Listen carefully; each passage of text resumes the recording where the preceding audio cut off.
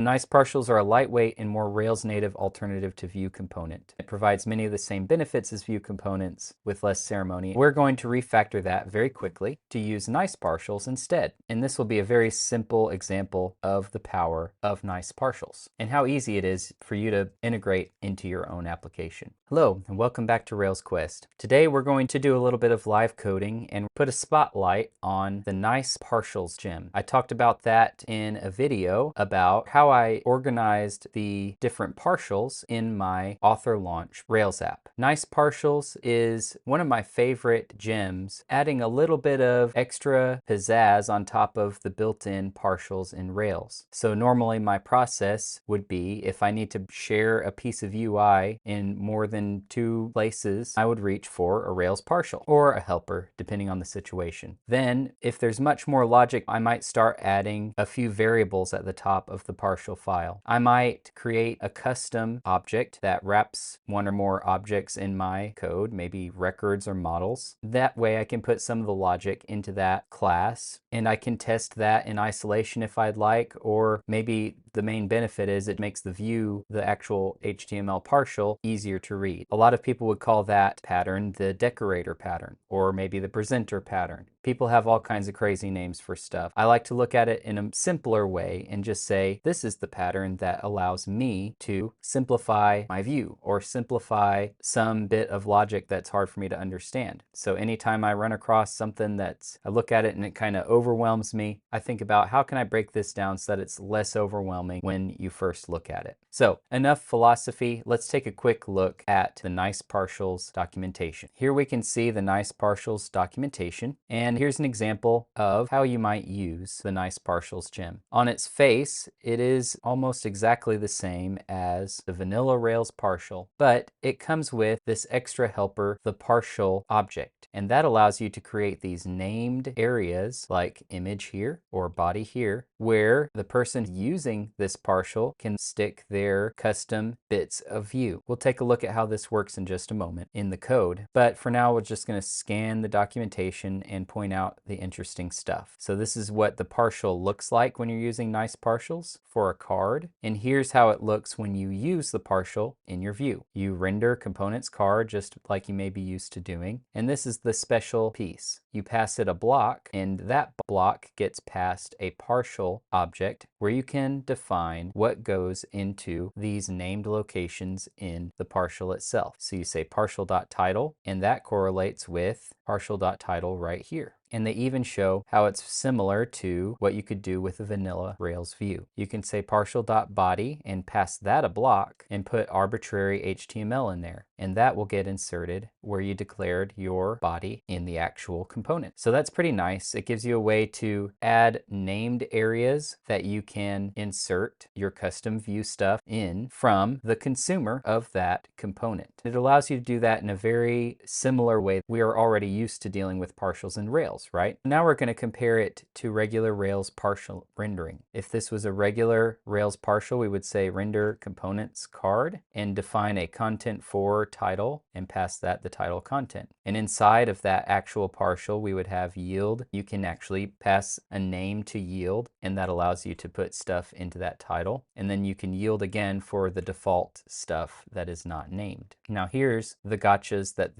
I think motivated this gem. Content for writes to title across every partial, thus leaking. So if you had a title content for in your layout, for instance, it would insert that title in both places. That's not ideal. The rendering block isn't called until yield is, so content for isn't called, and yield title outputs nothing. With nice partials, it's all automatic. All of that complexity is hidden from you, and it allows you to just think about how you want to lay out your component. Here's a nice list of reasons why you might want to use it. Nice partials are still regular view partials, like I've already mentioned. It reduces friction when extracting components because you can easily define those named areas. A lot of libraries call those slots. We might as well use the terminology. We've got these named slots that you can slot your content into, and it only ends up in the specific partials you need the functionality. For, I think said another way, you can use a vanilla partial, and only when you need to add a slot or something custom that comes from nice partials, it's just as easy as saying partial.xyz, partial.title in there, and all of a sudden you've got it already implemented. And with a one-line change, you don't have to wrap it in anything. You don't have to extract it to some class or move it to another directory. You can just add this magic into any partial you already have in your app. It's really easy to adopt it into your existing Rails app because of this. Reduces context switching and allows isolated helper logic alongside your partial view code. And it doesn't require any upgrades to existing partials for interoperability. So I already mentioned that, and it's still testable. And I want to go back to this reduces context switching because I've had a conversation with a client recently that they were very reticent to add any gems that were going to require people to go learn a whole new paradigm or learn anything in addition to Rails. In fact, they were even reticent to adopt a gem like nice partials. I think that conservative approach is wise because when you're onboarding a new Rails developer, if you're using as close to vanilla Rails as possible, that's much less extra things that that person has to learn in their onboarding process. So not only does it reduce context switching, it reduces the onboarding cost for new developers. These are some things I really like about nice partials. Nice partials are a lightweight and more Rails native alternative to ViewComponent. It provides many of the same benefits as ViewComponents with less ceremony, and I've found that to be true. I've found ViewComponents hard to adopt and hard to persuade clients to adopt because it's a whole new pattern. This, I think, comes in at a really nice level of compromise, just adding a little bit of magic on top of your existing Rails partials. So you can go ahead and read the rest of the documentation yourself. You can mark things as required. There's a lot of extra features in here that you may want to peruse, and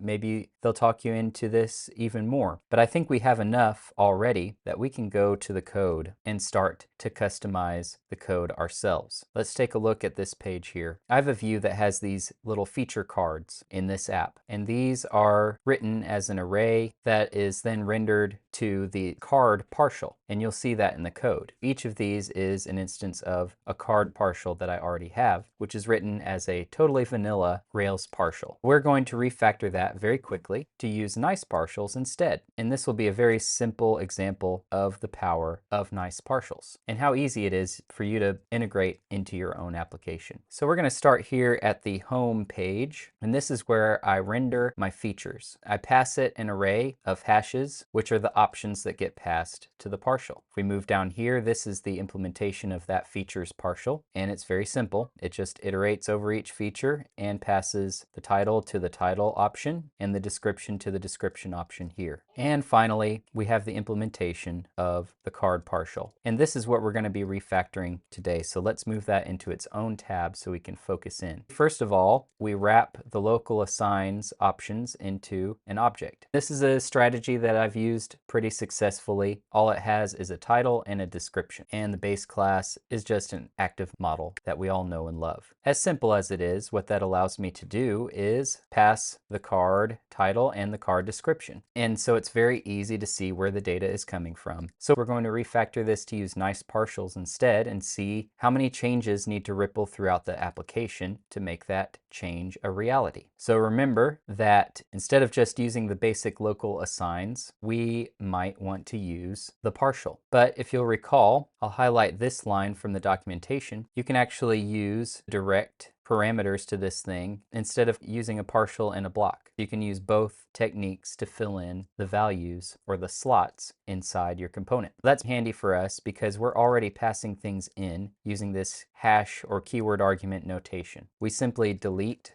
the card model and rename this to partial.title and partial.description. Let's see if it worked. Looks like it did. And just to prove that we're not doing any shenanigans here, we're actually rendering the app. If I raise an error inside there, actually you get a syntax error because I forgot the closing tag. If I raise an error, we see that we're actually rendering the same thing. So I was able to delete a line of code from the top and simply pass in the values like this. Refresh, and it just works. So that's pretty awesome. Now let's go back up here. Let's see how resilient it is to a missing value. What if we just pass a title and don't pass a description? Well, it would help if there was a comma. So it handles it just fine. What if we pass an empty hash? we get a new card that's empty. But what if we don't want to allow that? That's where nice partials gets interesting and really starts to shine. We can add a required to any of the partial slots, and it will raise an error because the section is expected to have content but was not supplied during render. So that allows us to protect ourselves from simple mistakes that can arise. And I think we're pretty okay with allowing no description in general, but that's up to your application. So that's my quick demo of the Nice Partials gem. I hope you enjoyed it. Let me know what you think of the Nice Partials gem, and if you plan on using it in your project, I'd love to hear about it and hear how it helped or how something else may be even better. Just let me know. With that, please like, subscribe, find me on X, follow me everywhere you can find me. It really helps, and I hope you have a blessed week. I'll see you next time.